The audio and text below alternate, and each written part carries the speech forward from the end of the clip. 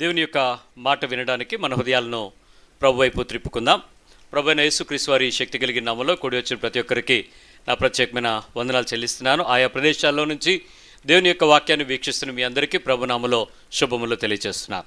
మనము ప్రతి ఆదివారంలో గడిచిన 2 వారాల నుంచి మనం వింటున్నటువంటి ఒకే మాట, మత్తయి సువార్త 21వ అధ్యాయము 28 నుంచి 32 మధ్యలో యేసు ప్రభు వారు మాట్లాడినటువంటి ఒక ఉపమానం, దేవుని రాజ్యాన్ని గురించి మాట్లాడుతూ ఆయన చెప్పినటువంటి ఆ ఉపమానాన్ని ఒకసారి జ్ఞాపకం చేసుకుందామా? మత్తయి సువార్త 21:28 నుంచి. మీకేమి తోచుచున్నది? ఒక మనుష్యునికి 2 కుమారులుండిరి. ఒక మనుష్యునికి 2 కుమారులున్నారు. అతడు మొదటి వాని యొద్దకు వచ్చి, కుమారుడా, నేడు పోయి ద్రాక్ష తోటలో పనిచేయమని చెప్పగా. ఆలోచించండి, ఈ మాట చాలా మందికి ఒక్కొక్కరు ఉన్న స్థాయిని బట్టి ఒకలా వినపడుద్ది. ఇక్కడ ద్రాక్ష తోట అనగానే కొంతమందికి ఒకలాగా వినపడుద్ది, కొంతమందికి ఒకలాగా అర్థం అవుద్ది. కానీ ద్రాక్ష తోట మాత్రమే కాక ఆయన పొలము అనేటువంటి శబ్దం కూడా వినపడుతుంది. ఇక్కడ ఆయన పొలము అన్నా, ఆయన ద్రాక్ష తోట అన్నా, ఆయన కొరకు పనిచేసే, ఆయన చెప్పిన దానిని చేయగలిగే, ఆయన కొరకు ఆశపడే, ఆయన ఎదురు చూసే, ఆయన ఇచ్చిన అనేటువంటి పదాలను గుర్తుపెట్టుకోండి. అది తోట అనంటే ఆయన ఇష్టడుగా, ఆయనకు ఇష్టమైనదిగా ఉన్న ప్రదేశంగా దాన్ని భావించండి. సో ఇప్పుడు ఆయన దగ్గరికి వచ్చేటప్పుడు 2 కుమారులు ఉన్నారు. ఆ ద్రాక్ష తోటలోకి ఒకడిని ఏమన్నాడు ఆయన? నేడు పోయి ద్రాక్ష తోటలో పనిచేయమని చెప్పగా, వెళ్ళి పని చేయని చెప్పాడు. వాడు పోను అని ఉత్తరం ఇచ్చాడు. వాడు ఏమన్నాడు? ఎల్లనన్నాడు. కానీ పిమ్మట మనసు మార్చుకుని పోయెను. అక్కడ నాకు బాగా నచ్చిన మాట, పిమ్మట మనసు మార్చుకుని, వాడి మనసుకు ఇష్టం లేని పనిని వాడి మనసును సమ్మతపరుచుకుని చేసెను, వెళ్ళెను. అతడు 2వ వాని యొద్దకు వచ్చి ఆ ప్రకారమే చెప్పగా, వాడు అయ్యా పోదును అనెను, కాని పోలేదు. వాడు వెళ్తానన్నాడు, వెళ్ళలేదు. ఈ ఇద్దరిలో ఎవడు తండ్రి ఇష్ట ప్రకారము చేసిన వాడని వారిని అడిగిను. ఇప్పుడు ఎవరు అనంటే మీరు కూడా ఏం చెప్తారు? ఎల్లనని వెళ్ళిన వాడే మంచి దేవుని యొక్క లేక ఆ యజమాని యొక్క, ఆ తండ్రి యొక్క ఇష్టం చేసిన వాడండి అని మనం మాట్లాడతాం. సరే, ఇప్పుడు అదే విషయాన్ని వెళ్ళడం మాట దగ్గరికి పెట్టి, పక్కకు పెట్టి, ఎవరైతే ఆయన చెప్పింది విని చేస్తాను అని చేస్తున్నారా, చేయట్లేదా? చేద్దామనుకుని ఇక్కడ ఆమెను చెప్పి చెయ్యని వారు కొంతమంది ఉన్నారు. మనం చేయలేములే అని ఒప్పేసుకుని ఆయా సందర్భాలు వచ్చినప్పుడు ఎందుకు చేయలేము అని ట్రై చేస్తున్న వారు కొంతమంది ఉన్నారు. ఇక్కడ 2 కుమారులు. మీరు వెళ్ళడం గురించి మాట్లాడుతున్నారు, ఆయన చేయడం గురించి మాట్లాడుతున్నాడు. ఆయన చెప్పింది వినేవారు ఎంతమంది, విననివారు ఎంతమంది, ఒప్పుకునేవారు ఎంతమంది, ఒప్పుకొననివారు ఎంతమంది, అనుసరించేవారు ఎంతమంది, అనుసరించని వారు ఎంతమంది, ఇష్టంలో చెయ్యాలి అని తెలిసి చెయ్యకుండా ఎవడు చేస్తున్నాడులే అని ఒప్పుకోకుండా వదిలేసేవాళ్ళు ఎంతమంది, ఎలాగైనా చేయలేకపోతున్నాను బాబోయ్ అని ఏడ్చేవారు ఎంతమంది. ఈ అందరికీ సంబంధించిన ఉపమానం ఇది. ఇది కేవలం ద్రాక్ష తోటలో పని, వెళ్ళేవాడు వచ్చేవాడు ఆ రెండింటి దగ్గర ఆగిపోవద్దు. దాని గురించినటువంటి విషయం ఒక ప్రస్తావనే. ఇప్పుడు మిగిలిన ప్రస్తావనలోకి వచ్చి ఒక మాట ఆలోచన చేద్దాం. మనం గడిచిన వారం మాట్లాడుకున్నటువంటి మాట ఒకసారి గుర్తు చేసుకున్నట్లయితే, యేసుక్రీస్తు వారు వచ్చిన తర్వాత ఇకను అలాగును చేయకుము అనే ఆజ్ఞ వచ్చింది. బాప్తిస్మిచ్చే యోహాను అలా చెప్పాడా? చెప్పలేదు. ఎందుకంటే ఆ తర్వాత వాళ్ళు మార్చుకోవచ్చు, మార్చుకోకపోవచ్చు, దానిలో పెద్ద విషయమే ఉండకపోవచ్చు. కానీ వాళ్ళందరూ మారారండి. కానీ యేసుప్రభు వారు ఆ విషయాన్ని చెప్పేటప్పుడు ప్రతిసారి ఎందుకు ఆ మాట చెప్పారంటే, దోచుకునేవారు, దొంగలు, వేశ్యలు, సుంకరులు మీకంటే ముందు బలాత్కారంగా దేవుని రాజ్యంలో దూరిపోతున్నారు, చూసుకోండి అని చెప్పాడు. ఇక్కడ దాని అర్థం మీకు తెలిస్తే వాళ్ళు ఎందుకు వెళ్ళారు?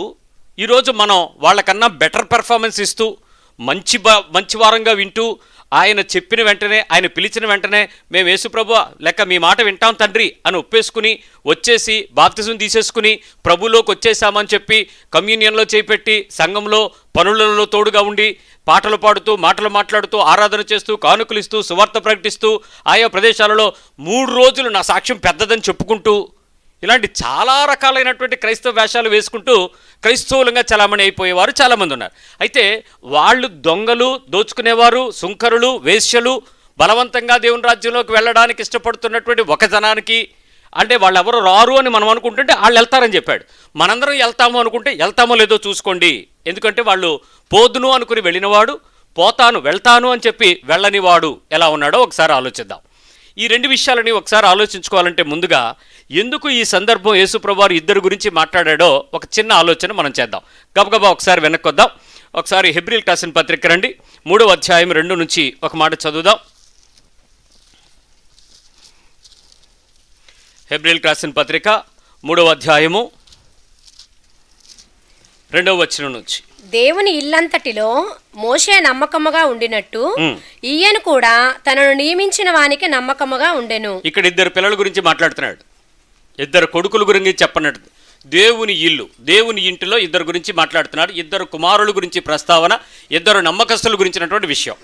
మొట్టమొదటి వ్యక్తి దేవుని ఇల్లంట్లో మోషే నమ్మకంగా ఉన్నాడు. ఈయన కూడా తను నియమించిన వానికి నమ్మకంగా ఉండెను.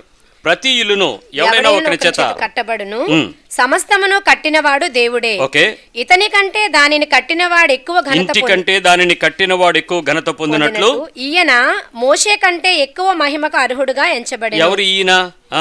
చదువు. ముందు చెప్పబోవు సంగతులకు సాక్ష్యార్థముగా మోషే పరిచారకుడై ఉండి దేవుని ఇల్లంతటిలో నమ్మకముగా ఉండెను. ఇక్కడ క్లారిటీ ఇస్తున్నాడు. 2వ వచనంలో యేసు ప్రభువుని మీద లక్ష్యం ఉంచడం చెప్పి ఎవరి మీద మీరు లక్ష్యం ఉంచాలో చూసుకోండి అని చెప్తున్నాడు ఇక్కడ. అయితే క్రీస్తు కుమారుడై ఉండి ఆయన ఇంటి మీద నమ్మకముగా ఉన్నాడు. ఆయన ఇంటి మీద నమ్మకంగా ఉన్నాడు. ఇద్దరు కుమారులు. మొదటి వ్యక్తి ఎవరు? మోషే, దేవుని ఇల్లంతట్లో నమ్మకున్న వ్యక్తి.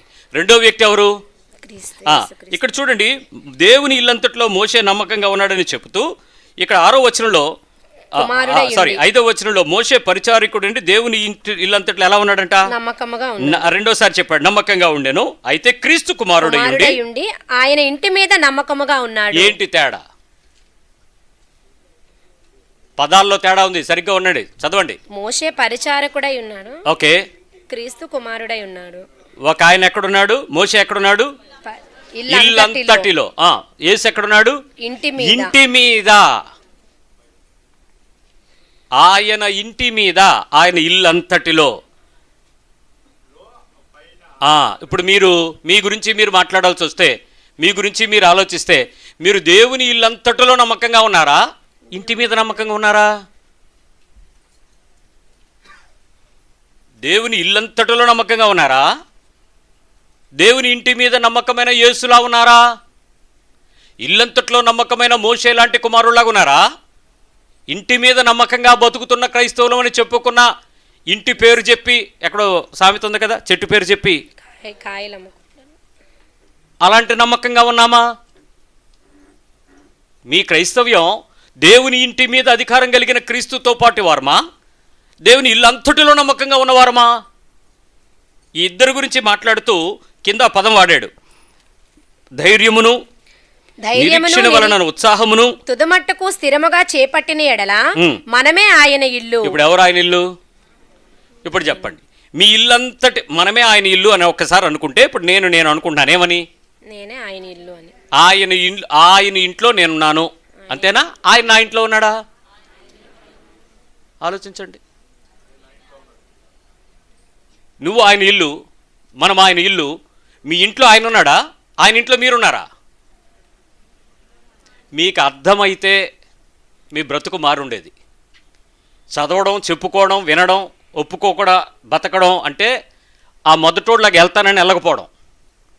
ఆయన ఇల్లంతట్లో నువ్వెంత నమ్మకంగా ఉన్నావో నేను తేల్చేస్తాను. ఆయన ఇంటి మీద నువ్వెంత అధికారం కలిగిన నమ్మకత్వంతో ఉన్నావో తెలుపుదాం. చూసుకుందాం ఆ రెండు. మోషేకి ఉన్నటువంటి గొప్ప ఏంటో, యేసు ప్రభు ఎలాంటి నమ్మకత్వాన్ని సంపాదించుకున్నాడో రెండూ తెలిసిపోతే మీరు ఎలా ఉన్నారో తెలిసిపోద్దా లేదా? రైట్. ఎవడైనా దేవుని ఇంట్లో నమ్మకంగా ఉన్నాడు, లేక దేవుని ఇల్లంతటి మీద నమ్మకంగా ఉన్నా, లేక దేవుని ఇంటి మీద నమ్మకంగా ఉన్నాడు అని చెప్పాల్సి వస్తే మీరు ఎవరితో పోల్చుకుంటారు, దేనితో పోల్చుకుంటారు? For let me tell you, ఈ ప్రదేశంలో ఒక ఆయన అతిపెద్ద ఉద్యోగం చేస్తున్నాడు. పిల్లలు అమెరికా, యూరోప్లో దేశానికి సంబంధించిన పెద్ద పెద్ద పదవులలో ఉన్నారు వాళ్ళ పిల్లలు. ఇక్కడ పెద్ద ఉద్యోగం, అక్కడ పిల్లలు చాలా పెద్ద ఉద్యోగం. వాళ్ళకి 2 బంగ్లాలు ఉన్నాయి, మంచి కార్లు ఉన్నాయి, ఇంటి నిండా పనివాళ్ళు ఉంటారు. వాళ్ళు చాలా రిచ్. క్రైస్తవులు రిచ్. దేవుని ఇంటికి అంటే మందిరం అనుకుందాం, కాసేపు సంఘం అనుకుందాం, ఏమి కావాల్సి వచ్చినా వాళ్ళు చాలా ఏర్పాట్లు చూసుకుంటారు. మీకెందుకు మేము ఉన్నాం అన్న భరోసా ఉంటుంది. చాలా పర్ఫెక్ట్గా క్రైస్తవ్యంలో విశ్వాసంతో బాగానే వెళ్ళిపోతూ ఉంటారు. మరికొంతమంది ఉన్నారు, వారు ఓ పూట పని చేసుకుంటే ఆ పూట బత్యం దొరుకుద్ది అనేటువంటి పరిస్థితుల్లో దేవుని కొరకు ఇష్టంలో వారంలో సోమవారం, మంగళవారం, బుధవారం, గురువారం, శుక్రవారం, శనివారం ప్రార్థన పెట్టేస్తే రాలేక ఏడుస్తూ, ఆదివారం మాత్రం కింద మీద పడి ఆ పనులన్నీ ముగించుకుని దేవుని మందిరంలో నేను బతకకపోతే చచ్చిపోతాను, వారంలో ఒక్కరోజు కూడా రాకపోతే అని ఏడుచుకుంటూ దేవుని మందిరంలోకి వచ్చి దేవుని సన్నిధిలో దుఃఖపడుతూ బాధపడుతూ చెప్తున్న మాటలు వింటారు. వాళ్ళకి సగం అర్థం అవుద్దు, సగం అర్థం అవ్వదు. వాళ్ళ అందరూ మనలాగా స్కాలర్స్ కాదు, చదువుకున్న వాళ్ళు కాదు, ఏదో వెళ్ళిపోతున్నారు. ఇప్పుడు వాళ్ళు దేవుని ఇంట్లో ఉన్నారు, వీళ్ళు దేవుని ఇంట్లో ఉన్నారు. మీరు ఇద్దరిలోనూ మీరు ఎవరైనా పోల్చి వీళ్ళు మాకు తెలుసు, పరిచయం అని మీరు చెప్పాలనుకుంటే నేను చెప్పినటువంటి ఆదివారం పూట వచ్చే వ్యక్తిని చూస్తారా? ప్రధానులుగాను, గొప్పవారుగాను, అధికారంలో ఉండేవారి మాకు తెలుసని చెప్పుకోవడానికి క్రైస్తవ సంఘంలో ఇష్టపడతారా? మీరు ఎవరి రెఫరెన్స్ని చెప్పుకోవడానికి ఇష్టపడతారు? అధికారము, స్టేటస్సు, డబ్బులు, బంగారాలు, కార్లు, పిల్లలు మంచి హై ప్రొఫైల్లో ఉండే వారి కుటుంబం పరిచయం చెప్తారా? లేదు, ఏదో ఎక్కడో పని చేసుకుంటూ ఆదివారం మాత్రం దేవుని మందిరంలోకి వచ్చావురా దేవుడా ప్రభు తీసుకొచ్చావు స్తోత్రం అని చెప్పుకుని ఏడ్చుకుని వెళ్ళిపోయే వాళ్ళని వీళ్ళు మా పరిచయం, మా సంఘం అని చెప్పుకోవడానికి మీరు గర్వపడతారా? ఎవరి మీద మీరు ఇష్టం? మన రెఫరెన్స్ ఎవరితో చెప్పుకోవాలనుకుంటారు చెప్పండి? సహజంగా ఎవరు? ఆ దినబత్యానికి వచ్చేటువంటి పరిస్థితులను చూసి మనకు బాగా తెలిసిన వాళ్ళని ఆళ్ళు పొరపాటున ఎక్కడైనా ఈ అయ్యగారు మా చర్చ అని చెప్తే ఒకసారి ఒక చూపు చూస్తాం. ఏమని? నువ్వేంటి, నేను నా స్టేటస్ ఏంటి, మీరేంటి? ఒకవేళ నవ్వినా కృత్రిమ నవ్వా, యథార్థమైన నవ్వా, పలకరింపు? సో ఇప్పుడు మీకు డిఫరెన్స్ తెలిసింది. అంటే ఒకళ్ళు బాగా నాకు తెలిసిన వారు అని చెప్పుకోవడానికి వాళ్ళ స్థాయి మనకి ఆనందింపజేసేది, ఒక స్థాయి మనల్ని ఒప్పుకొనివ్వజేసేది. లోకంలో ఎక్కడైనా ఘనత పొందాము అని చెప్పుకోవాలనుకుంటే మీరు ఘనంగా ఉండాలని కోరుకుంటారు, గొప్పగా ఉండాలని కోరుకుంటారు, ధనవంతులుగా రిచ్గా ఉండాలని కోరుకుంటారు, అందరికన్నా మర్యాద సంపాదించుకునే స్థాయి కలిగి ఉండాలని కోరుకుంటారు. లోకంలో ఎవరికన్నా కూడా మేము తక్కువ కాదు అనేటువంటి ఒక చిన్న డిగ్నిటీని బట్టి మీరు కొంచెం దేవునిని బట్టి ఆశ్చర్యపడాలని కోరుకుంటారు. ఇదే కదా మీరు కోరుకునేటువంటి లోకంలో ఘనత. అందుకు ఈ ఉదాహరణ చెప్పాను. ఇప్పుడు ఈ మోషేకి దేవుని ఇల్లంతట్లో ఎలాంటి ఘనత వచ్చిందో చెప్తాను వినండి. దేవుడు పిలిచి మోషేని మిద్యాన్ దేశంలో గొర్రెలను కాసుకుంటూ ఉంటే ఆ సమయంలో సడన్గా దేవుడు ప్రత్యక్షమై పొద మండుచూ ఉండేను కానీ అది కాలిపోలేదు. ఆ ప్రదేశంలో నుంచి దేవదూతతో ఆయన మాట్లాడించాడు మోషేని. మోషే నువ్వు రా, నీతో పని ఉంది అన్నాడు. నేనే పారిపోయి వచ్చాను, ఆ ఫరో మామూలుడు కాదు. అలాంటి పరిస్థితుల్లో నేను అక్కడి నుంచి ఇక్కడికి వస్తే నువ్వేంద్ర బాబు నన్ను పెట్టుకున్నావు ఇక్కడ, ఇంతకీ నువ్వు ఎవరు అని అడిగితే ఆయన నువ్వు దేవుడిని అన్నాడు. నీ గురించి నేను ఏం చెప్పాలి అనుకుంటే నేను చూచుచున్న దేవుడిని నువ్వు చెప్పాలి, నీ గురించి నేను ఆలోచిస్తున్నాను పద అని చెప్పాడు. ఎక్కడికి అన్నాడు. ఇంకెక్కడికి? మీ డాడీ దగ్గరికి అన్నాడు. ఎవరు వాళ్ళ డాడీ? ఫరో. ఆ సంవత్సరంలోనే కదా పెరిగాడు, అక్కడికి వెళ్ళాలన్నాడు. సరే వీళ్ళందరినీ నడిపించాలంటున్నావు, ఇప్పుడు నా పరిస్థితి అయితే చాలా కష్టం, కానీ ఎలా వెళ్తాను? సర్లే చూద్దాంలే, నువ్వు ఎలా తీసుకెళ్తే అలా తీసుకెళ్తాం అని చెప్పి బయలుదేరాడు మోషే. ఇలాంటి మోషే ఆ ప్రదేశంలోకి వెళ్ళిన తర్వాత దేవుడు అతన్ని ఎలా గనుపరుస్తాడో చెప్తాను రండి. నిర్గమకాండం 7వ అధ్యాయం. గబగబా, ఎందుకంటే కొన్ని ఎక్కువ విషయాలు మనం తెలుసుకుంటే ఈ చెప్తున్నటువంటి ఆ రెండో కొడుకులాగా నువ్వు ఉన్నావో మొదటి కొడుకులాగా ఉన్నావో తెలిసిపోద్ది. నిర్గమకాండం 7వ అధ్యాయం 17వ వచనం.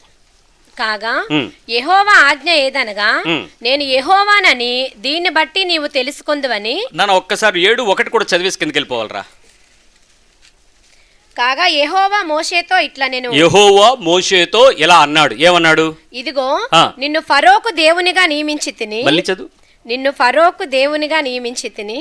ఎవరికి? ఫరోకి. రాజు. ఎవరు? రాజు మోషే. ఎవరు? ఇప్పుడు ఆ ఇంట్లో పాలు తాగాడు, పెరుగు తిన్నాడు, ఉప్పు తిన్నాడు, పప్పు తిన్నాడు, కక్క తిన్నాడు.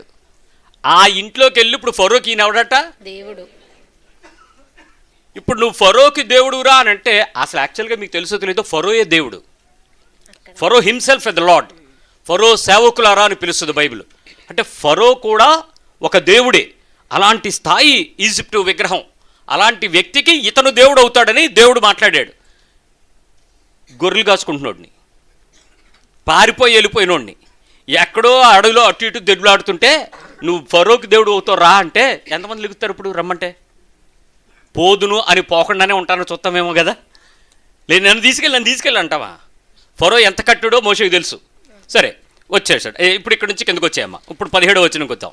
కాగా యెహోవా ఆజ్ఞ ఏదనగా నేను యెహోవానని దీన్ని బట్టి నీవు తెలుసుకుందువని యెహోవా చెప్పుచున్నాడు. ఇదిగో నా చేతిలో ఉన్న ఈ కర్రతో నేను ఏటి నీటిని కొట్టుదును, అది రక్తముగా మార్చబడును. మొట్టమొదట మోషేని దేవుడు ఫరో దగ్గరికి వెళ్ళి చేయమన్న పనేంటో తెలుసా? ఏ ఇజ్రాయేలు ప్రజల మధ్యలోనైతే 10 తెగుళ్ళు జరిగినటువంటి సంఘటన మీరు విన్నారు కదా, ఈ 10 ప్లేగ్స్ అని చదువుతాం కదా, ఈ 10 పరిస్థితులు ఎందుకు జరిగాయి అని అంటే అవుట్ ఆఫ్ కాంటెస్ట్ సడన్గా జరిగినట్టుంటుంది. సడన్గా దేవుడు ఏమి చేయడు. ఏ ఇజ్రాయేలు దేశానికి వ్యతిరేకంగా ఉన్నటువంటి ఒక దేశంలోనికి పాలు తేనెలు పలించే దేశంలోకి దేవుడు తీసుకుని వెళ్తానన్నాడో, ఆ ఈజిప్ట్ దేశంలో వాళ్ళు కొన్ని దేవతలని దేవుళ్ళుగా ఆరాధిస్తున్నారు. కొంతమందితో వారికి దైవ సంబంధం కలిగి ఉన్నటువంటి సంబంధం కలిగి ఉన్నారు. వారు ఆ దేశంలో ఉండేటువంటి దేవతలను ఆరాధించే ఎంత గొప్ప స్థాయి ఉందో, ఆ వాళ్ళకి ఫరోకి ఇప్పుడు దేవుడు ఎవరవ్వాలి? మోషే అవ్వాలి. దాని అర్థం ఏంటంటే మోషే దేవుడు అవడం కాదు, నువ్వు ఎవరినైతే చూసావో, ఎవరితోనైతే ముచ్చటించి మాట్లాడావో, ఎవరితో అయితే ఇప్పుడు నడిపించబడబోతున్నావో ఆ వ్యక్తి నీకు దేవుడని నువ్వు చెప్పడానికి నిన్ను తీసుకెళ్లి ఫరో ముందు నుంచోబెట్టి నిన్ను దేవుడిగా చేస్తాను. అది దేవుని ఆలోచన. మోషే దేవుడు అవుతాడు కాదు. మోషే ఏ దేవుడినైతే చూశాడో, ఏ దేవునితో అయితే మాట్లాడాడో, ఏ దేవుని సంగతులు అయితే అతనికి అర్థమవుతున్నాయో ఆ దేవుని సంగతి ఆ ప్రదేశంలోకి వెళ్ళి అతడు కనపరచాలి అని దేవుడు కోరుకుంటున్నాడు. ఇప్పుడు మోషే, సరే బాబు నీ దేవుడు, నువ్వు నాకు దేవుడు అని చెప్పావు కాబట్టి నేను వెళ్ళి చెప్తాను అని బయలుదేరుతున్నాడు. ఇప్పుడు మొట్టమొదట నీటిని ఏం చేయాలి? రక్తంగా మార్చాలి. ఎందుకో తెలుసా? వాళ్ళు గాడ్ ఆఫ్ నైలు నదిని ఇప్పటికీ మనం చరిత్రలో చదువుకుంటాం. సారవంతమైనటువంటి నేల భూభాగము, నదీ ప్రవాహ ప్రదేశాలలో ఈజిప్ట్ నాగరికతకు ప్రధానమైన కారణం నైలు నదీ నాగరికత. మనం చదువుకున్నాం, గుర్తుందా? మర్చిపోయారా? ఆ నైల్ అనేది నదీ ప్రవాహపు దేవతగా వాళ్ళు ఆరాధిస్తారు. ఆ మంచినీటు, వాటి పక్కన పెరిగినటువంటి వ్యాపారం, వాణిజ్యం ఇదంతా ఆ దేవత చలవయే. ఆ దేవత నీటి వలన దీవించబడి, పోషించబడి, వృద్ధి పొంది పట్టణాలలో ప్రముఖంగా పెరిగినటువంటి ఆ ఈజిప్టియన్స్ని, ఐగుప్తియులను దేవుడు మొట్టమొదటిసారి ఏం చెప్పాలనుకుంటే తెలుసా? ఏ దేవతనైతే మీరు ఆరాధిస్తున్నారో ఆ దేవత పేరు హెప్పి, HAPI, హెప్పి అనేటువంటి నైలు దేవతని వాళ్ళు ఆరాధిస్తున్నారు కదా. అక్కడికి వెళ్ళి నా దేవుని పవర్ ఏంటో చూపించరా, ఎల్లు కరపటికెళ్ళన్నాడు. దిస్ గాడ్ ఆఫ్ నైల్ పేరు హ్యాపీ, HAPI, హ్యాపీ అని పిలుస్తారు. ఈ హ్యాపీ అనేటువంటి దేవత దగ్గరికి వెళ్ళి మనోడు కొట్టాడు. ఏమైంది? నీళ్లు ఫుల్గా మారిపోయి. అంటే ఒక్కసారి వాళ్ళ దేవుడు పవరా, నీ దేవుడు పవరా అన్న డిఫరెన్స్ చూపించాడు దేవుడు. కంగారు పడిపోయారు వాళ్ళు. ఇప్పుడు జరిగిన సంఘటన మీకు ఒకటి తెలియాలరా. అక్కడ జరిగినటువంటి సంఘటన 22వ వచనం చూడండి. ఐగుప్తు శకునగాండ్రు కూడా తమ మంత్రముల వలన అట్లు చేయగా ఏం చేశారు వాళ్ళు? మంత్రగాళ్ళు అలాగే చేశారు, సేమ్ చేశారు. ఇప్పుడు అర్థమైందా? వాళ్ళు ఏ దేవునిని ఆరాధిస్తున్నారో ఆ దేవునితో, వారి మంత్రశక్తితో ఆ పనులు మేము కూడా చేయగలమని వాళ్ళు చూపించారు. ఇప్పుడు మోషేకి సూపర్ అంటారా, హే నవ్వుతారా? మోషే దేవుని ఇల్లంతట్లో నమ్మకస్తుడు. దేనికో తెలుసా? అవమానం పొందినప్పుడు సైలెంట్గా ఉండడానికి. మీ పక్క వాళ్ళకి చెప్పండి, ఇది దేవుళ్ళ నమ్మకత్వం అంటే అని. ఎప్పుడు? ప్రమోషన్ వచ్చినప్పుడా? నీకు మర్యాద వచ్చినప్పుడా? అది పోయినప్పుడు, అది రానప్పుడు దేవుడు ఏమన్నాడు? నేను నీకు దేవుడిరా, నువ్వు వెళ్ళి చూపించుకో. కర్రట్టుకుని వెళ్ళిపోయారు ఇద్దరు అన్నదమ్ములు, కొట్టేశారు అన్నాడు. మంత్రగాళ్ళు కూడా వచ్చి అలాగే కొట్టారు, టప్పని అయిపోయి. ఏమైంది పరిస్థితి? క్షేమా పెద్ద గేమా? అలాంటి పరిస్థితుల్లో నేను దేవుడు తీసుకెళ్ళి నిన్ను ఎంబ్రాస్ చేస్తే ఎంతమంది రెడీ? మీరందరూ యేసుప్రభు శిష్యులు, పరలోకం వెళ్ళిపోతారు వచ్చేద్దరు. ఆయన చెప్పాడు దేవుని ఇల్లంతట్లో నమ్మకత్వం అంటే ఫస్ట్ నువ్వు అవమానం పొందుకోవడానికి రెడీయా? Are you ready? ఆ అవమానం ఎంత అవమానం! రాజు దగ్గర తలకొట్టాడు. ఆ సొంత నాన్న, సొంత తండ్రి, సొంత రాజు. మళ్ళీ మామూలుగా వెళ్ళాడా? కర్ర. మళ్ళీ పక్కన దానికి డబ్బింగు, ట్రాన్స్లేటరు ఎవరు?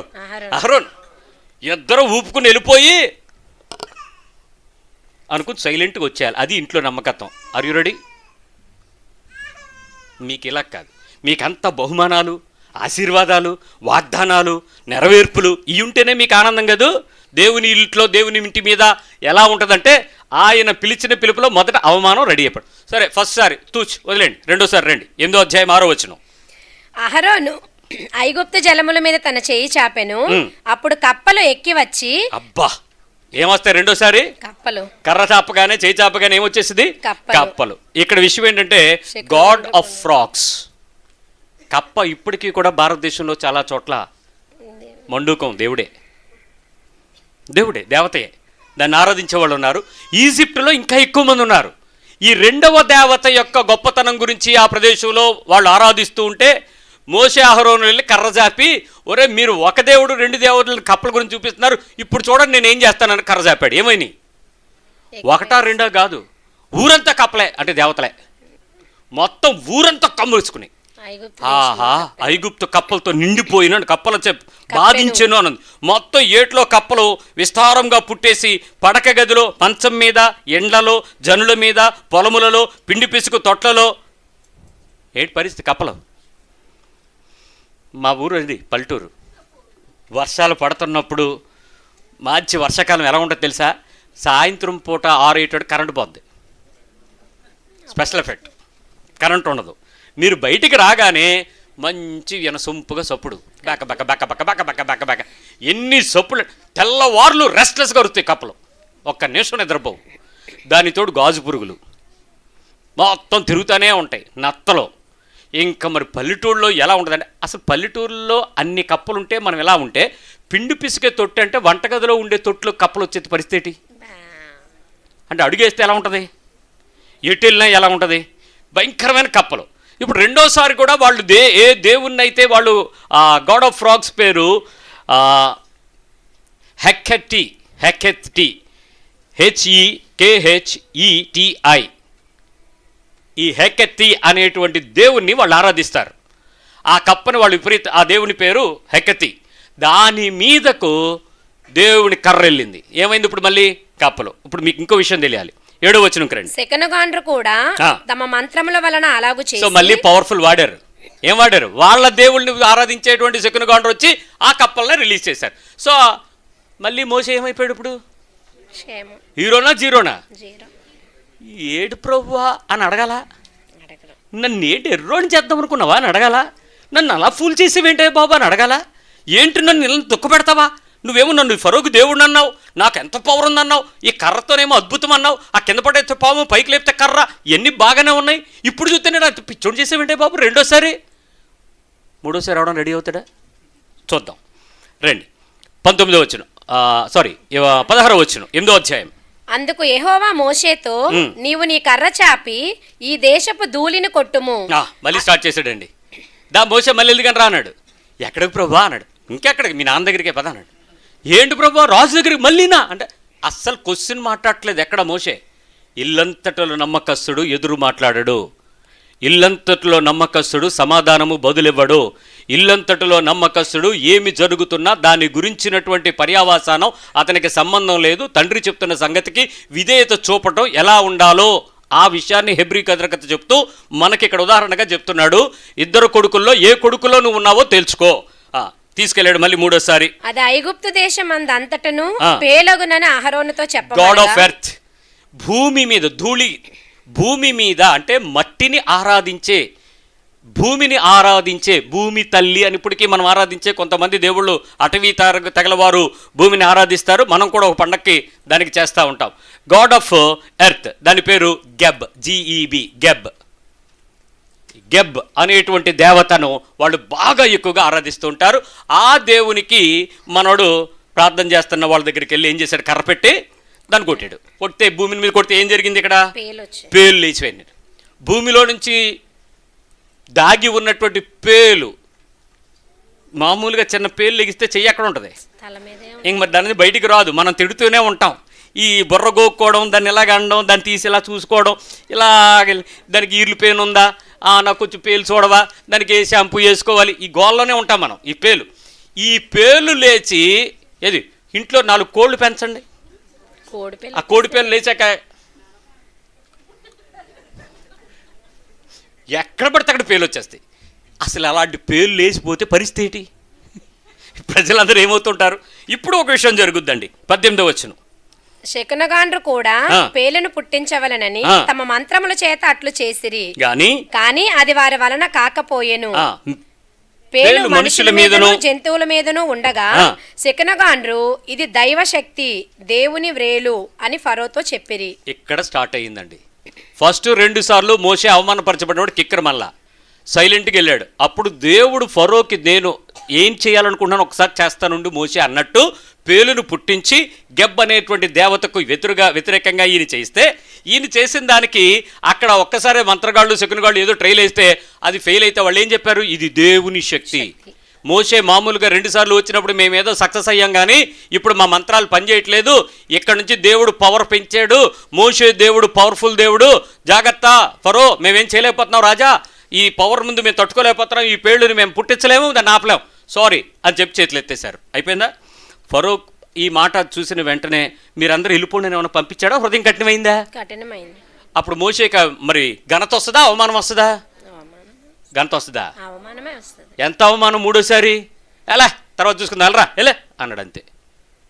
మోషే మామూలుగా సైలెంట్గా తలదించుకుని ఏం మాట్లాడకుండా వచ్చేస్తున్నాడు. నాలంటోడు పక్కనుంటే, మోషే సిగ్గు లజ్జ లేదు నీకు? ఎన్నిసార్లు వెళ్తావు అలా తలదించుకుని? వాళ్ళు పో అంటే వాళ్ళ గుమ్మలోకి వెళ్తావా? వాళ్ళు రావద్దురా అంటే వాళ్ళ ఇంటికి వెళ్ళి పేరు పెట్టి పిలుస్తావా? భార్య భర్తలు దెబ్బలు అట్లా అలాగే ఉంటాయి. నేను వెళ్ళొద్దంటే నువ్వు వెళ్ళావు, నేను నీతో మాట్లాడను, ఎడవకలు ఇచ్చేస్తాను. ఎందుకో? నన్ను సిగ్గుపరిచిన దాని కొంపకి నిన్ను వెళ్ళగలుగుతావు, నీతో నేను కాపురం చేయను, పిల్లడు నువ్వు తీసుకో, పిల్లని తీసుకెళ్ళిపోతాను, సస్తాను ఏదో నీకెందుకు? దేవుని వాక్యం ప్రకారం ప్రమాణం చేసినప్పుడు ఏం చెప్పావో తెలుసా? ఇది మొదలుకొని నిన్ను ఎడబాయిననియు జీవితకాలము నీతో కాపురం చేయుదుననియు. నీతో కాపురం చేయడం కంటే ఎక్కడో అడుక్కుని చావడం, ఏ పాస్ గారింట్లో అంట్లు తోముకుని బతకడం బెటర్. నువ్వు చేసిన ప్రమాణం చేస్తానని ఇప్పుడు చేయట్లేదు. ఏ కొడుకు నువ్వు? ఒప్పుకుని ఇప్పుడు మానేసావు. బాప్తిజం తీసుకున్న రోజు ఇది మొదలుకొని నేను దేవుని యొక్క మాటను శిరసావహిస్తానని ఒప్పుకుని నువ్వు నీటిలో మునిగి ఈరోజు చేయకుండా మానేసి నిన్నేమనాలి? దేవుని ప్రేమను గుర్తెరిగి సిలువు దగ్గరికి వచ్చి, ప్రభువా నువ్వు ఒకరికి రక్తం కార్చావా అని దొంగేడు పేడిచి ఈరోజు నువ్వు ఆ పనికి వ్యతిరేకంగా ఉంటే నేనేమనాలి? వెళ్తానని వెళ్ళిందానివా, వెళ్ళని వాడివా? చేస్తానని ఒప్పుకుని చేసే పనులా, చెయ్యని పనులా? చేసిన ప్రార్థనల ప్రకారమే నువ్వు బతుకుతున్నావా? చెప్పుకున్న నోటి మాటల ప్రకారమే ఒప్పుకున్నట్టే జీవిస్తున్నావా? వెళ్తానని ఎందుకు వెళ్ళట్లేదు? చేస్తానని ఎందుకు చేయట్లేదు? చెయ్యనన్నవాడు ఎవడో బయట నుంచి వచ్చినోడు చేసుకుంటుంటే క్రైస్తవ్యం పెరుగుతుంది. చేస్తాననే వాళ్ళు మనుషుల్లో చేస్తామని ఒప్పుకుని చెయ్యకపోవడం వల్ల కదా అవమానం కలుగుతుంది దేవుని నామానికి. 3వసారి దెబ్బతినేశాడు, సైలెంట్గా వచ్చాడు మోషే, ఏం లేదు. 4వసారి రండి. మొదటిసారి గాడ్ ఆఫ్ నైల్ హ్యాపీ, తర్వాత గాడ్ ఆఫ్ ఫ్రాగ్స్ హెకెత్తి, తర్వాత గాడ్ ఆఫ్ ఎర్త్ గెబ్, 4వసారి 21వ వచనం. నీవు నా ప్రజలను పోనీయని ఎడల చూడము, నేను నీ మీదకిని నీ సేవకుల మీదకిని నీ ప్రజల మీదకిని నీ ఇండ్లలోనికి ఈగల గుంపులను పంపెదను. ఏం గుంపు? ఈగలు. మామూలుగా లేదు. నిన్న మీరు BBC న్యూస్లో ఒక వర్తమానం వచ్చింది. ఆ పట్టణంలో పేరు నాకు ఐఎమ్ నాట్ రికలెక్టింగ్. ఆ పేరు ఏంటంటే, ఆ ఊరిలో వాళ్ళెవ్వరికీ కూడా ఆడపిల్లల్ని ఇవ్వట్లేదు, పెళ్ళికి ఇవ్వట్లా. ఎందుకు ఇవ్వట్లేదో తెలుసా? ఆ ఊరి మీదకి దోమలు సరిగ్గా 5:30 వస్తాయట. 1, 2 కాదు, కుప్పలు దోమలు. వాళ్ళు వీడియోలు తీసి చూపించారు, జుమ్మని వచ్చేస్తున్నాయి అంతే. వీళ్ళందరూ దోమతరాలు వేసుకుంటున్నారు. ఊర్లోకి పిల్లకి పెళ్ళి అవ్వట్లేదు. ఎందుకంటే ఆ ఊర్లో పిల్లోడికి బయటికి వెళ్ళి చేసుకోవచ్చు, కానీ పిల్ల ఇక్కడికి తెచ్చుకుంటే మాత్రం కుదరదు. ఏమంటే ఆ దోమలు ఊరికాడు ఎవడే మాకొద్దండి అనేస్తారు. ఇప్పుడు మన ఇంట్లో కూడా ఒక ఈగ, మేము బ్యాట్ కొన్నాను మొన్నే, 1, 2 ఈగలు ఎవరితో వచ్చినాయో వచ్చాయి, మీరు వదిలేసి వెళ్ళిపోయారు. దాన్ని కొట్టుకుంటుంటే చచ్చిపోతున్నాం. అది దొరుకుతున్నట్టుంది, పటాక్మంటుంది బ్యాట్కి. ఆ తర్వాత మళ్ళీ ఇక్కడ నా ముక్కు ముందే ఎగురుతుంటుంది. మిమ్మల్ని ఏమందది, అది ఈగ. అలాంటిది ఈగల గుంపులు. ఒక గుంపు కాదు, లక్షల కోట్ల గుంపులు జుమ్మని ఫ్లైస్ వస్తే పరిస్థితి ఏంటి చెప్పండి? సరిగ్గా ఆగస్ట్ నెలలో పనసకాయ వచ్చేటప్పుడు ఈగలు స్టార్ట్ అవుతాయి.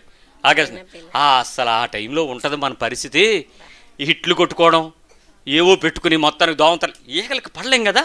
ఈగలు గుంపులు లేచిపోయినాయండి. మీకు ఇప్పుడు వరకు చెప్పినటువంటి విషయంలో ఐగుప్తు శకునగాళ్ళు ఇంకా తర్వాత ముట్టుకోవాలి, ఫరో దగ్గరికి రాలేకపోయారు. వాళ్ళ పవర్ లేదని తెలిసిపోయింది వాళ్ళకి. దేవుని శక్తిని వాళ్ళు అర్థం చేసుకున్నారు. కానీ ఇక్కడ అర్థం అవ్వాల్సింది ఎవరికో చెప్తాను. ఈ ఈగల గుంపు వచ్చేసిన తర్వాత మరి ఫరో పిలిచాడు, బాబు మోషే నువ్వు చాలా మంచోడివి, నీ చేతిలో కర్రకు పవర్ ఉంది, ఆ కర్రకు ఒక దేవుడు ఉన్నాడు, ఆ దేవుడికి చాలా పవర్ ఉంది, అదే సిలువు కర్ర చాలా పవర్ ఉంది, కాబట్టి ఒక పని చెయ్యి, ఏం చేస్తావు అంటే ఈ ఈగలను కనుక నువ్వు ఆపితే నేను మిమ్మల్ని పంపిస్తాను అన్నాడు. ఏ సునామలో అన్నాడు, అంతే కర్ర ఎత్తాడు, ఈగలను అయిపోయి నోరు మూసుకుని వెళ్ళు అన్నాడు. ఫరో హృదయం కఠినపరిచాడు. ఇంకా విషయం తెలుసా, ఎన్నిసార్లు మోషే అక్కడికి వెళ్తాడో దేవుడు మోషేకి ముందే చెప్తాడు, నువ్వు వెళ్ళు ఈ అద్భుతం చెయ్యి, ఆడ హృదయం నేను కఠినపరుస్తానండి. అప్పుడు మీరు ఎలాగెళ్తారు? మీరు ఇంటికి వెళ్ళండి, నేను చెప్తున్నాను వినండి ఒకసారి, అక్కలారా అమ్మలారా అనలారా, మీ శత్రువు ఇంటికి మీరు వెళ్ళండి, ఆడి హృదయం కఠినపరచబడతాడు. కానీ మీరు వెళ్ళి పిలవండి, మీరు వెళ్ళి పిలవండి, వాళ్ళు రారు, నువ్వెందుకు వచ్చావు అంటారు, అనిపించుకుని వచ్చేయండి, కార్డు అక్కడ పెట్టి. నచ్చలేదా ఈ పిలుపు? ఇది మోసే పిలుపు, దేవుని ఇల్లంతట్లో నమ్మకస్తుని పిలుపు. వెళ్ళరా తర్వాత మాట్లాడండి అన్నాడు, అంతే. నాలుగోసారి, ప్రభువా నేనే తేర దొరికానా, నో సౌండ్. మళ్ళీ రా అన్నాడు, ప్రభువా అన్నాడు. ఐదోసారి, ఫిఫ్త్ టైం, 9:3. ఇదిగో యెహోవా బాహుబలము పొలములోనున్న నీ పశువుల మీదకిని, నీ గుర్రముల మీదకిని, గాడిదల మీదకిని, ఒంటెల మీదకిని, ఎద్దుల మీదకిని, గొర్రెల మీదకిని వచ్చును. అబ్బా, ఇక్కడ వీళ్ళందరూ పశువులను ఆరాధించే దైవము, గాడ్ ఆఫ్ కౌ. ఆవులు, కౌ, ఆవు ప్రధానమైనది. ఆ గొడవ ఇప్పుడు మనకు వచ్చిన గొడవ కూడా అయ్యే. ఆ కౌ, దాని పేరు ఏంటంటే హెథార్, HATHOR, హెథార్, గాడ్ ఆఫ్ హెథర్. హెథార్ అనేటువంటి దేవుని ఆరాధించే వారి దగ్గరకు పంపించాడండి. వాళ్ళు ఆరాధిస్తున్నారు, పశువుల విషయంలో చూసుకో అని చెప్పాడు. శకునగాళ్ళ దగ్గరికి రాలే, మోషే అక్కడికి వెళ్ళాడు. వాళ్ళందరికీ బాధాకరమైన తెగుళ్ళు వచ్చాయి, వాటన్నిటికీ ఇబ్బందులు అయ్యాయి, బాధపడ్డాడు. ఫరో పిలిచాడు, మోషే ఎట్రా, ఏంటి తండ్రి అని, నువ్వు గనక మా దేవత ఓడిపోయినట్టే, కానీ నువ్వు గనక తగ్గించావంటే మీ వాళ్ళని వదిలేస్తానన్నాడు. అంతకన్నా మహాప్రభు ఏ సునామలో మళ్ళీ కర్రెత్తాడు, పశువులన్నీ సెట్, నువ్వు నోరు మూసుకుని పోరా అన్నాడు. ఇంకేం చేస్తాడు? ఏం చేయాలి చెప్పండి? తొడగొట్టాలి ఇప్పుడే, అదే రైట్ టైం. ఎందుకంటే 5 సార్లు నేను నీ మాటని వెళ్ళిపోతుంటే అంత చేతకానోళ్ళగా ఉన్నానా, అంత ఎర్రిదోడిని అనుకున్నావా, అంత పనికి మళ్ళిందని అనుకున్నావురా, నన్ను రోడ్డు మీద పెట్టి మాట్లాడతావా అన్నాడా? ఏమన్నాడు? సైలెంట్గా వెళ్ళిపోయాడు. అవమానాన్ని పాత్రగా తీసుకుని వెళ్ళిపోతాడు తను ఇల్లంతట్లో నమ్మకస్తుడు. దేవుని ఇంటికి నువ్వు వస్తే నోరు ఎత్తడం మాని మూసుకుని లోబడ్డం నేర్చుకుంటేనే దేవుని ఇంట్లో నువ్వు ఉన్నట్టు. అర్థమవుతుందా? చెప్తాను. మాట్లాడుకుంటూ వెళ్ళిపోయాడు. 5 అయిపోయింది, 6, 9, 8 కూడా చదవను. 8, 9 చదువు. కాగా యెహోవా, మీరు మీ పిడికిల నిండా ఆవపు బుగ్గి తీసుకొని మోషే ఫరో కన్నుల ఎదుట ఆకాశము వైపు దాన్ని చల్లవలెను. అప్పుడు అది ఐగుప్తు దేశం అంతటా సన్నపు ధూళి అయి ఐగుప్తు దేశం అంతటా మనుషుల మీదను జంతువుల మీదను పొక్కు దద్దురులగునని మోషే అహరోనులతో చెప్పెను. మంచి జబ్బే, పొక్కులు దద్దుర్లు. చిన్న ధూళి తీసుకుని ఇలాగ ఇసరమన్నాడు పైకి. ఇసరంగానే స్టార్ట్ అయిపోద్ది మొత్తం అందరి మీదకి. వైరస్ కరోనాకి చచ్చిపోయిన మనుషులు, బాధపడుతున్న మనుషులు, ప్రపంచం మొత్తం మీద వచ్చినటువంటి వైరస్ ఎంతో తెలుసా? 1 స్పూను, టీ స్పూన్ అనే పెద్ద స్పూన్ ఉంటుంది చూసావు, షుగర్ వేసుకునే స్పూను, ఆ స్పూన్ అంత వైరస్ ప్రపంచంలో లీక్ అయితే ఇప్పుడు కరోనా మన వదల. ఇప్పటికి రీసెంట్గా ఇప్పుడు అమెరికాలో వచ్చినటువంటి కరోనా మరొక వేరియంట్ కరోనా ఇప్పుడు ఉంది. స్పూనుడు వైరస్ అది, వీళ్ళు గుప్పుడు ఇసిరాడంట. మరి ఎంత వైరస్ వచ్చి చూడండి. ఇసుకలాగా పైకి వెళ్తే ధూళిలాగా బయటకు వచ్చి పొక్కులు దద్దుర్లు, ఇంకా చికెన్ పాక్స్, స్మాల్ పాక్స్, అన్ని పాక్స్లు కలిసి వచ్చేసాయి. ఫుల్గా వైరస్ వచ్చేసింది, ఒళ్ళంతా దద్దుర్లు ఎత్తిపోయి. ఈ విషయం ఏంటంటే గాడ్ ఆఫ్ హీలింగ్, ఐసిస్, స్వస్థతనిచ్చే దైవం అని ఐసిస్ అనేటువంటి దేవతను వారు ఆరాధిస్తారు.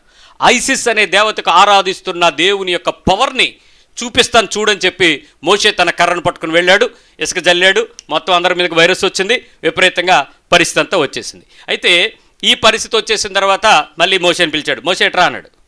ఏంటి సార్ అన్నాడు. ఏందయ్యా నువ్వేమన్నా మా మీద పగబట్టావా, నీకు నాకేమైనా శత్రుత్వం ఉందా, నీ దేవుడు ఏదో మంచోడే కాదంటలేదు, పంపించేస్తాను ఈసారి, ఎందుకు వచ్చిన గొడవ, మా వాళ్ళకు వచ్చి స్వస్థత ఏదో చేశాడు. ఏ సునామలో ఆమేన్ నూనె రాశాడేమో ఈసారి. అందరికీ పొక్కులు తగ్గిపోయి, దద్దులు తగ్గిపోయి, మొత్తం వైరస్ అంతా తగ్గిపోయింది. ప్రభు ఎప్పుడు వెళ్ళమంట, నోరు మూసుకుని వెళ్ళన్నాడు. ఎవరిని తీసుకెళ్ళిపోతావా, ఎక్కడ తీసుకెళ్ళిపోతావు, పని పడలేదు నీకు, బా మాట్లాడితే కర్రెట్టుకొస్తావు, బా బడి బా అన్నాడు. ఏం మాట్లాడకుండా తలదించుకుని మోషే వెళ్ళిపోయాడు. ఏమండి, ఒకసారి ఓకే, 2 సార్లు పర్వాలేదు, 3 సార్లు తప్పదు, 4వసారి నీకు మానవత్వం లేదా, సిగ్గు సీము నెత్తురు లేదా? ఏ కదా మీ లోపల నుంచి వస్తాయి, చెవుల్లోకి వినపడతాయి, మనుషులు మాట్లాడతారు. 1, 2, 3, 4, 5 సార్లు కంటిన్యూగా పడితే ఇల్లంతట్లో నమ్మకస్తుడంట, ఎప్పుడూ మాట్లాడంట. మీ పక్కన చెప్పండి, ఎంత అవమానం వచ్చినా మాట్లాడంట, ఎన్నన్నా పడతాడంట, ఎంతన్నా పడతాడంట. అసలు నిన్ను లెక్క పట్టకుండా అని తీసేస్తే పడతాడంట. ఎవరు? మోషే. అలాగే వెళ్ళాడు కదా, ఏమన్నా అన్నాడు అసలు? దేవుడి దగ్గరికి వెళ్ళి సునిగాడా, మోకాళ్ళు ప్రార్థన చేశాడా, చేతులెత్తి తడిచాడా, నీలాగా ఉపవాస ప్రార్థన చేసి ఏంటి ప్రభు అన్నాడా, తేల్చుకుంటానని వెళ్ళి గదిలోకి వెళ్ళి తలిపేశాడా? ఏం మాట్లాడకుండా ఫేస్ చేసేవాడు, ఇల్లంతట్లో నమ్మకస్తుడు. రెడీయా? తర్వాత 9:17 నీవు ఇంకా నా ప్రజలను పోనీయనొల్లక వారి మీద అతిశయపడుచున్నావు. ఇదిగో రేపు ఈ వేళకు నేను మిక్కిలి బాధాకరమైన వడగండ్లను కురిపించెదను. గాడ్ ఆఫ్ స్కై, ఆకాశంను ఆరాధించేటువంటి వారు. మనం కూడా సూర్య నమస్కారాలు చేయాలి కదా ఇప్పుడు.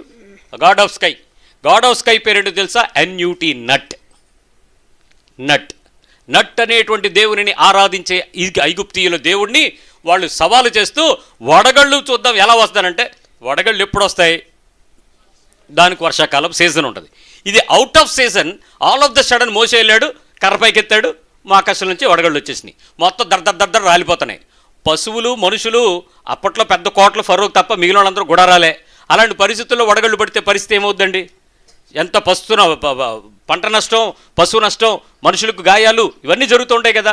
ఇలాంటి పరిస్థితి వస్తూ ఉంటే మోసే ఎదురు చూస్తున్నాడు. ప్రభు అప్పుడు నెక్స్ట్ వీళ్ళు వదిలేస్తాడు, నన్ను చూసుకో, ఇంక వీళ్ళు ఓడిపడిపోతాడు, మా డాడీ పని అయిపోయింది, ఇంక నాదే రాజ్యం, నువ్వు చెప్పావు ఫరూక్ నేను దేవుడిని అవుతానని, నేను ప్రతిష్ఠించేస్తాను ఆలోచిస్తుంటే పరిగెట్టుకుని పిలిచాడు. అరే బాబు రమ్మన్నాడు, మా ఆయనే, మీ అయ్యగారు రమ్మన్నాడు.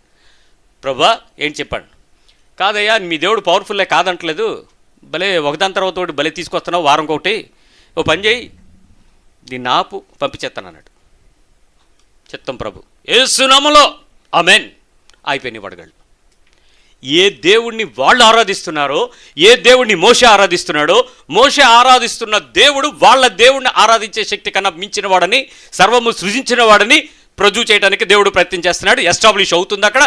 మోషే సైలెంట్గా ఉన్నాడు. పరో పిలిచాడు, అయిపోయిందా అన్నాడు. అంతా అయిపోయింది ప్రభు, అంత కంట్రోల్ అయిపోయింది, అంత కంట్రోల్. తర్వాత చూద్దాం వెళ్ళిపో అన్నాడు. మళ్ళీ భంగపాటు.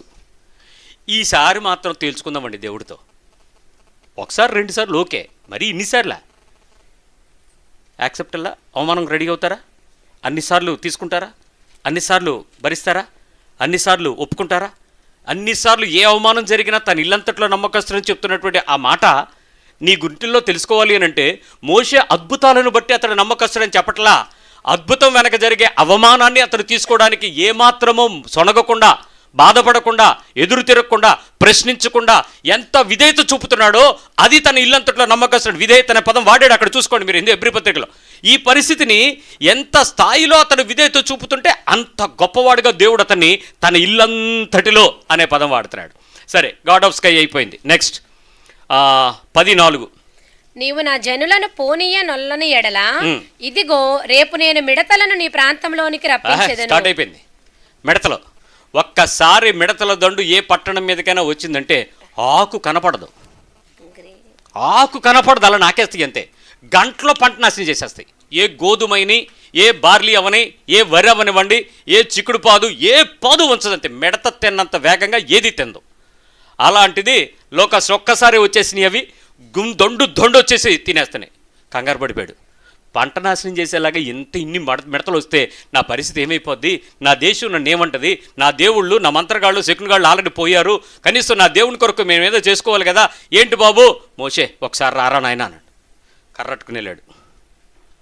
నీకు మీ దేవుడు గొప్పడని నేను ఒప్పుకుంటాను, కానీ మీ వాళ్ళు పంపిస్తాను, కానీ ఆ మిడతల సంగతి ఎదురు చూడన్నాడు. అలాగే ప్రభా, తప్పకుండా నండి, యేసు నామములో ఆమేన్. మిడతలన్నీ వెళ్ళిపోయినాయి. ఏ ఊరో సార్ పిలుస్తున్నారు, వెళ్ళాడు.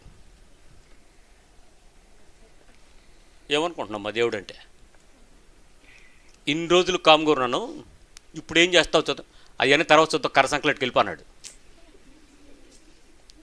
ఆడు ఫరో ఎంత కఠినంగా మాట్లాడుంటే సైలెంట్గా వెళ్ళిపోయి ఉంటాడండి. మీకు మాట చెప్పరా, అలాంటి మంత్రదండం నీ చేతిలో ఉంటే ఆడిని ఏమంటావు? అదే కర్ర నీ చేతిలో ఉంటే అవతలోడి వైపు ఏం చూపిస్తావు? నదిని పాయలు చేయగలదు, ఆ కర్ర పేరు తెప్పించగలదు, కప్పలు తెప్పించగలదు, నెత్తురుగా మార్చగలదు. ఇప్పుడు నువ్వు నీ పవర్ వాడతావా లేదా? నీ స్వచ్ఛత్వం వాడతావా లేదా? నీ బలం వాడతావా లేదా? నీది కాకపోయినా ఏ దేవుడిని బట్టి నేను నిలుచున్నానో, ఏలియా ప్రవక్త పౌరుషం కలిగి ఆ దేవుడి నామంలో ఆనా ఏ సినిమాలో ఈడి నోరు పడిపోవునుగా కా అనవో, అనగలవా లేదా? మోషే ఏం చేయమంటావు ప్రభు? సంకలం పెట్టుకు వెళ్ళిపోను. పంపను. సరే సైలెంట్కి వెళ్ళిపోతుంటే పక్కన అహరోను పప్పెట్టు. శివుని ఎత్తులు లేని ఎదవా, నీ వెనకాతలు రావడం నాదిరా తక్కువ. నువ్వేం కర్రెత్తావు, నేనేం మాట్లాడాలా? డబ్బింగ్ నేను, యాక్షన్ నీది. పోరా అంటే మూసుకుని వచ్చేత పెట్టరా, మాట్లాడవా అంటే నీ నోట్లో మాటలు ఇస్తాను, నువ్వు మాట్లాడచ్చు కదా, నాకు రావట్లేదురా మాటలు. పవర్ ఉన్నోడికి పవర్ లేనట్టే ఉన్నాడు. ఏ పవర్ నోరు అయితే ఉందో ఆ పవర్ నోరు మూసుకుని ఉన్నాడు. నీ సంగతి ఏంటి? నీ నోటుకి చాలా పవర్ ఉందే. దండం, నమస్కారం. ఆ పవర్ ఉన్న నోరు నాపగలవా అహరోను? ఓ అహరోను చెల్లి మిరియాము, ఆపగలవా? ఆ పవర్ ఉన్న నోరు ఆపగలవా? ముయ్యగలవా? సైలెంట్గా ఉండగలవా? మోషే, అహరోను, మిరియాము ఒకటే ఫ్యామిలీ. ఇప్పుడు ఏం చేద్దాం? సరే నెక్స్ట్కి వచ్చేద్దాం, తప్పదు, మిడతలు అయిపోయినాయి. God of sun 21:10-21. అందుకు యెహోవా మోషేతో, ఆకాశం వైపు నీ చెయ్యి చాపు. గాడ్ ఆఫ్ సన్ సూర్యుడు ఉన్నాడు, సూర్యుడు దేవుడు. ఐగుప్తు దేశము మీద తడువులాడునంత చీకటి. చీకటి, సూర్యుడు వెలుగు. God of sun is called RA, Ra. రా రా అంటే సూర్యదేవుడు. సూర్యుని యొక్క దేవుని దగ్గరికి వెళ్ళి నీ పవర్ చూపించాలి, కర్రెత్తాలు వయ్యా అన్నాడు. ప్రభు ఏంటి సంగతి, ఇది కొత్తగా ఉందా నాకు కూడా, నేను ఎప్పుడు కర్రెత్తడం కానీ ఆకాశంగా చూడడం కానీ అవ్వదు, ఏంటి సంగతి? నువ్వు వెళ్ళి నేను చూసుకుంటాను అన్నాడు. కర్రట్టుకు వెళ్ళాడు. భవిష్యత్తు చెప్తున్నాడు అహరోన్, మోషే అహరోన్ ఇద్దరు వెళ్ళి నుంచుని ఫరోకు చెప్తున్నారు, చీకటి వచ్చేది దేశం అంత జాగ్రత్త అని. నువ్వు అలాంటి పవర్ఫుల్ అయితే నీ నోట్లో కనుక అదే పవర్ ఉండి యేసునామములో సూర్య చదువులు ఆగిపోను గాక నువ్వు పిలిస్తే రెండోసారి ఫరో బతిలాడిన నువ్వైతే వెనక్కి తీసుకోవు, వెనక్కి ఆ మాట తీసుకోవు. ఎందుకు?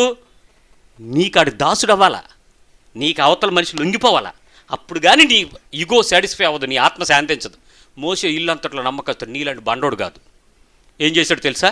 సైలెంట్కి వెళ్ళాడు, కర్ర ఎత్తాడు. చీకటి వస్తుంది. ఏ రోజు ఇన్ని సంవత్సరాల్లో రాత్రి వచ్చిన చీకటి కన్నా, అంటే రాత్రి చీకటి కాదు, కారణం చంద్రుడు ఉంటాడు.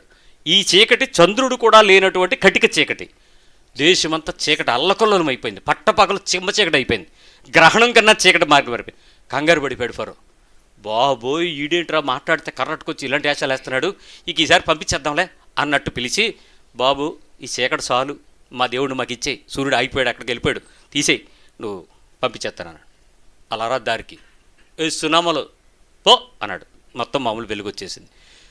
ఫరో పిలిచాడు, ఎలారా అని. అహరోను మోషే ఇద్దరు వెళ్ళి నుంచున్నారు. చాలా యాసాలు ఎక్కువైపోతున్నాయి నీకు ఈ మధ్య, మరీ టూ మచ్ ప్రార్థనలు ఎక్కువైపోతున్నాయి ఈ మధ్య. బాగా ఫెలోషిప్ అని తెగ తిరిగేస్తున్నావు కర్రట్టుకుని, ఎక్కడ పడితే అక్కడికి బైబిల్ తిరిగేస్తున్నావు. ఓ మీటింగ్లు ఊరి మీద ఫోర్మెన్ లాగా, ఎక్కడికి వెళ్ళినా మీటింగ్లో నువ్వే కనపడుతున్నావు.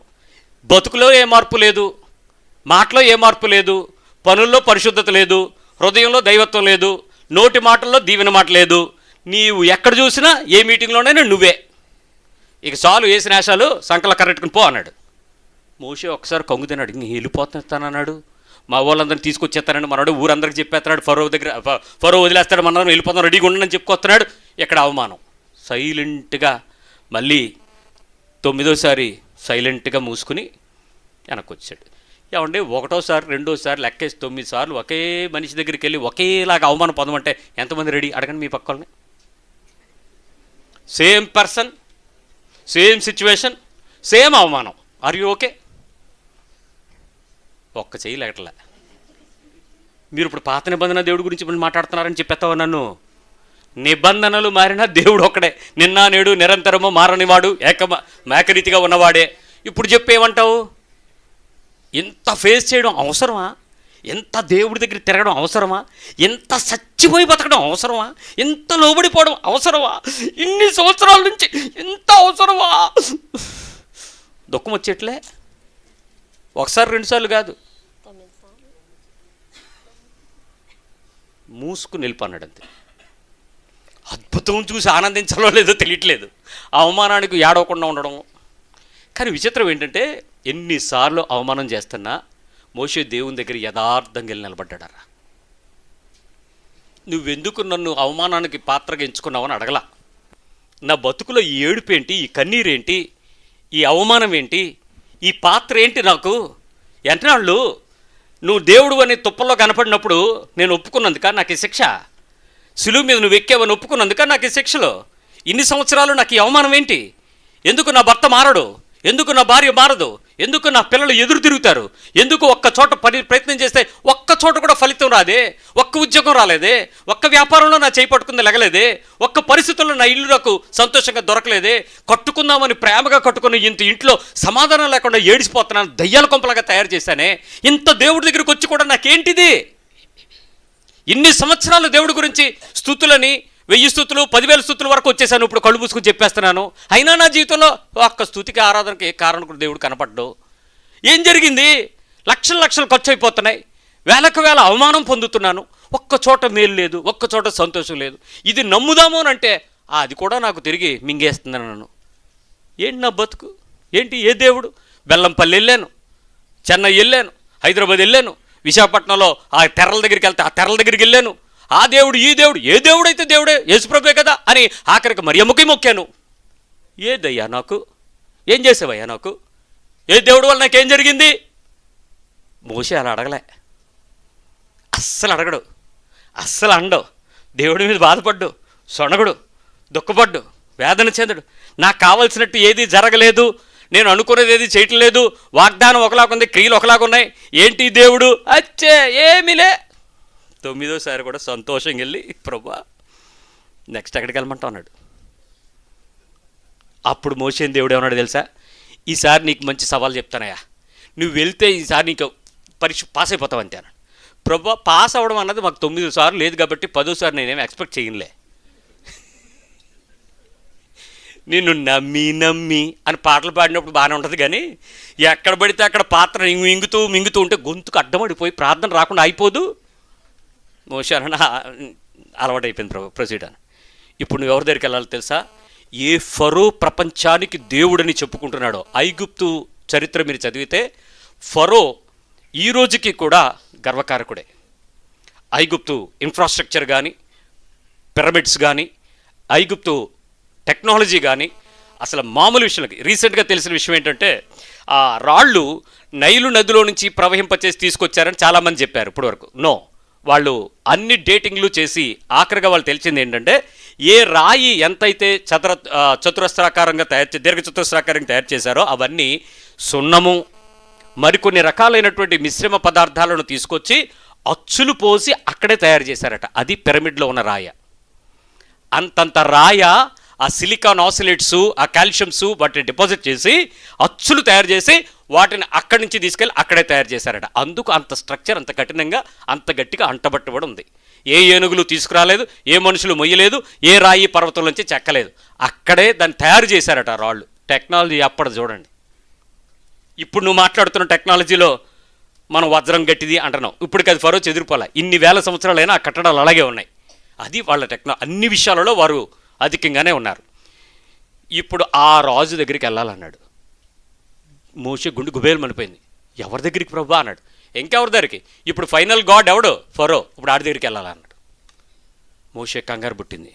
ఇన్నిసార్లు వెళ్ళి దూరంగా నిలబడి ఫరోకి ఇలా జరుగుతుంది ప్రకృతి మీద చేయగలిగాను, కానీ ఇప్పుడు నీ ఫరో మీద నేను నిలబడాలా ప్రభా అంటే? నేను నిన్ను చెప్పింది చేయటమే నా పని.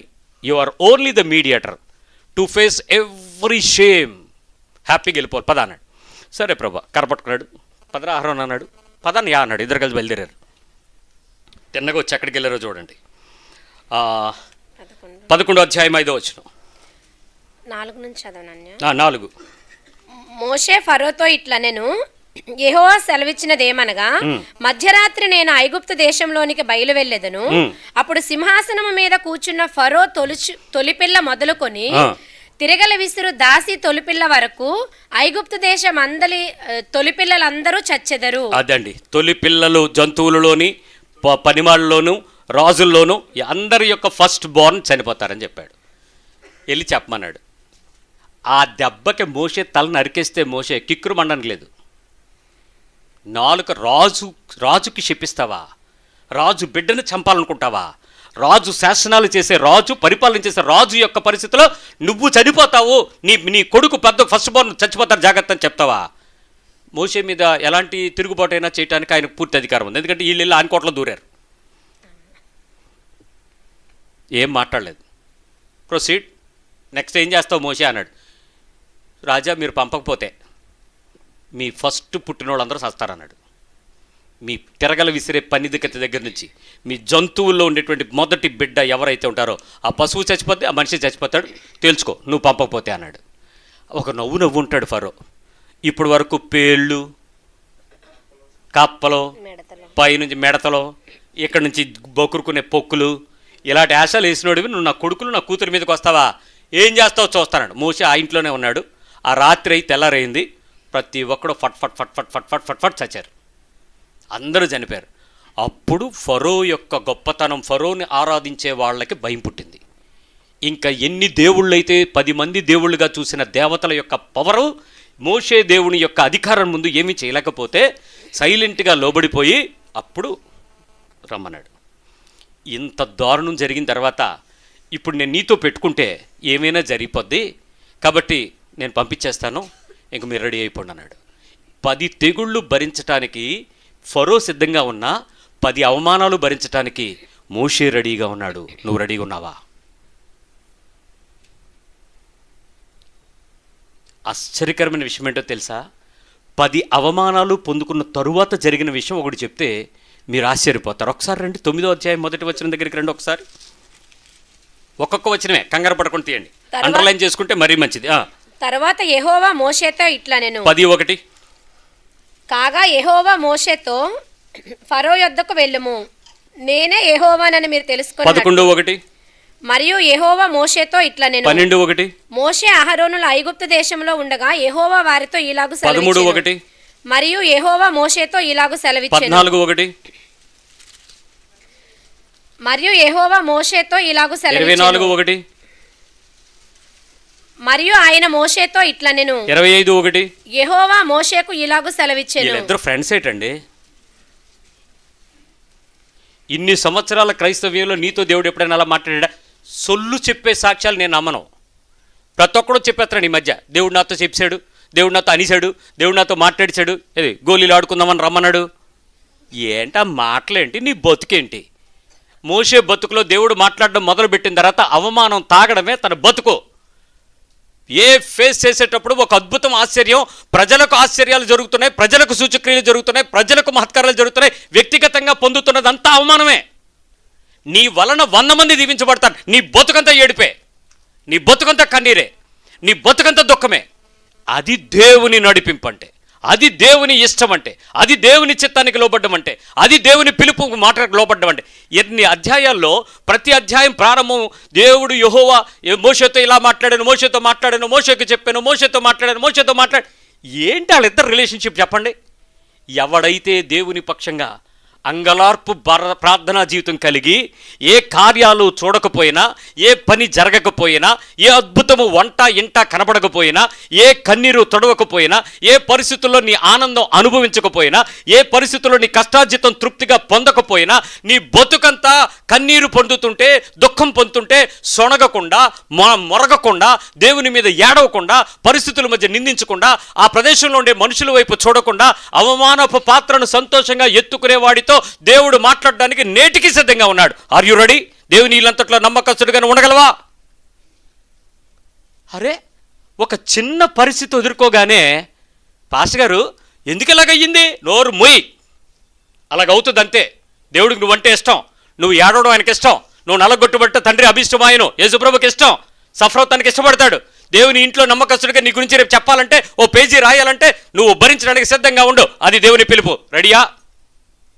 అరే ఇలా ఎందుకు జరగలేదేంటి? అలా జరగనందుకు దేవుడు నీ పక్షంగా ఏం ఆలోచన చేశాడో చూడు. అయ్యా, ఈ సంవత్సరం కూడా పిల్లల్ని ఇవ్వడా దేవుడు? నువ్వు నన్ను అడుగుతావేంటి దేవుడిని ఇవ్వడా అని? ఎవడో రెడీయా? ఎవడో రెడీయా? ఈ సంవత్సరం కూడా అవదో రెడీయా? నీ దుఃఖం చూసి దేవుడు చేయటం కాదండి, నీ అవమానాన్ని నువ్వు సంతోషంగా తీసుకొని చెప్పి దేవుడు నీకు ఇవ్వగలగాలి.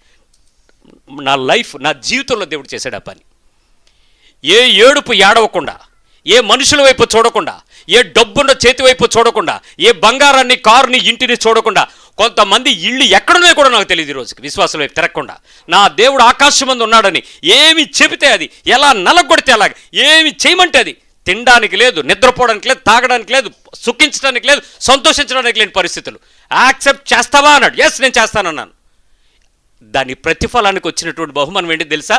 ఏది అడగకుండా అన్నీ నా దగ్గర తెచ్చిపెట్టాడు. ఏది ఎతకక్కర్లా, ఏది కోరక్కర్లా, ఏది చెప్పక్కర్లా, ఇది కావాలి అని చూడక్కర్లా. దాని గురించి దానికి ప్రార్థనలు, దానికి బైబిల్లో కాగితాలు పెట్టి ప్రార్థన అంటే ఈ మధ్య ఎవడో చెప్తున్నాడు, నువ్వు ఏం కావాలనుకుంటున్నావు అని రాసి బైబిల్లో పెట్టేస్తే వచ్చేతే అండి. ఎవడు చెప్పాడు బైబిల్ వచ్చేతే? మా ఇంట్లో 20 బైబిల్ ఉన్నాయి, తెచ్చాను, కాగితాలు పెట్టేద్దాం. లేదా అదిగో ఎవరికైనా కావాలంటే అక్కడ 100 బైబిల్ పెట్టాను అన్ని కాగితాలు దానిలో. ఇది ఏమన్నా ఏడుపు గోడ దగ్గరికి వెళ్ళి కాగితాలు దూర్చడం అనుకున్నావా? ఫేస్ చేయి, ఎలాంటి అవమానమైనా ఫేస్ చేయి, ఎలాంటి పరిస్థితిని ఎదురించో.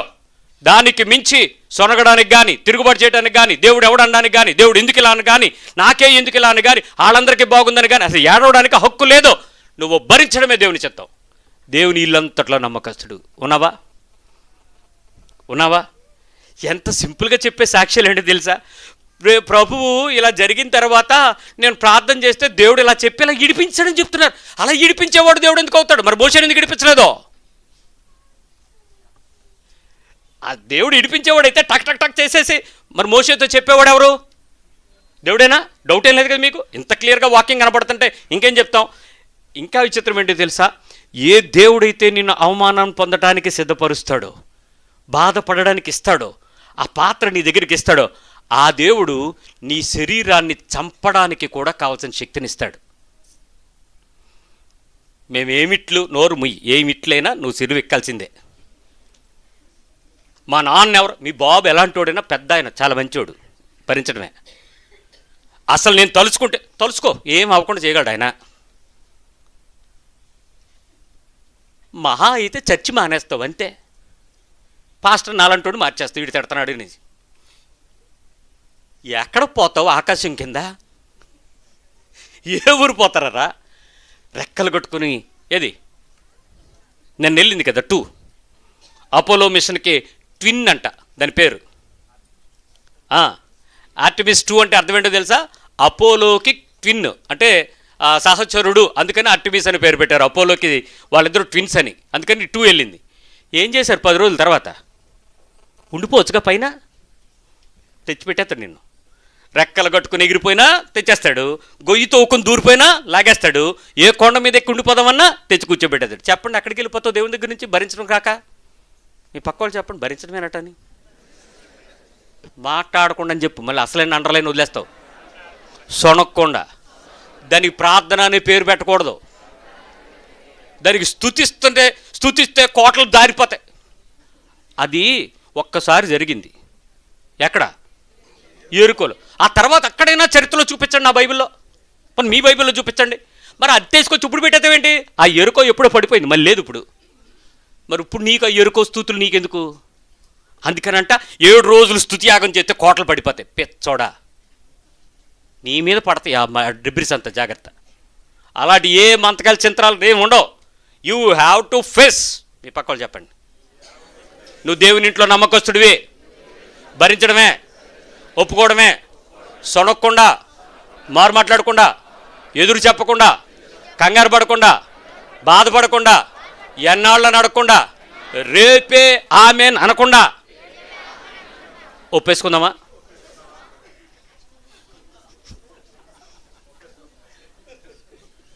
ఆమెన్. ప్రభువు నీ దగ్గరికి వచ్చి ఇప్పుడు చెప్తాడు, ఒప్పేసుకొని నాలాగా అయిపోని. అదిగో ఆ మాటే చెప్పు, యేసు ప్రభు ఇలాగా నల్లగొట్టబడ్డాడు, నువ్వు కూడా రెడీ అయిపో అని. అసలు నేను మీకు దీని కంటిన్యూషన్ చెప్పాలి. ఇల్లంతట్లో ఇద్దరు కాదు, ఒక అతను ఇల్లంతట్లో, ఇంకొక అతను ఇంటి మీద. యేసు ప్రభు ఎగ్జాక్ట్ 10 సార్లు అవమానం పొందాడరా. మామూలుగా లేదా వాక్యం చదువుతుంటే. ప్రభువా, నువ్వు మోషే గురించి చెప్పుకుంటేనే మాకు ఇప్పుడు ఒళ్ళు జలదరించేసింది, యేసు ప్రభువుని డైరెక్ట్గా చూపిస్తే ఇప్పుడు ఎలా ఉంటుంది మన పరిస్థితి ఏంటి? ఆ పరిస్థితుల్లో నీ విశ్వాస జీవితాన్ని దేవుడు అలాగే డిసైడ్ చేస్తే, ఒక్క చోట చప్పట్లు కొట్టి డప్పులు కొట్టి అంత ఘనత లేకుండా భరించాలి అని అంటే ఎలా ఉంటుంది మన పరిస్థితి చెప్పండి? ఫేస్ చేద్దామా? ఆయన నీతో చెప్పే మాట ఏంటంటే, ఇలా రూపాంతరం మారిపోవాలి, ఇలా కారిపోవాలి, నీ షేప్ అవుట్ అయిపోవాలి, లోపల నుంచి కారి బయటకు వచ్చేయాలి. ఆయన రక్తమంతా వచ్చేగా నీరు రక్తము కలిసి బయటపడ్డాయి. నీ పొగరు పవరు పోవాల. ప్రార్థన చేద్దామా? ఇప్పుడు చెప్పు.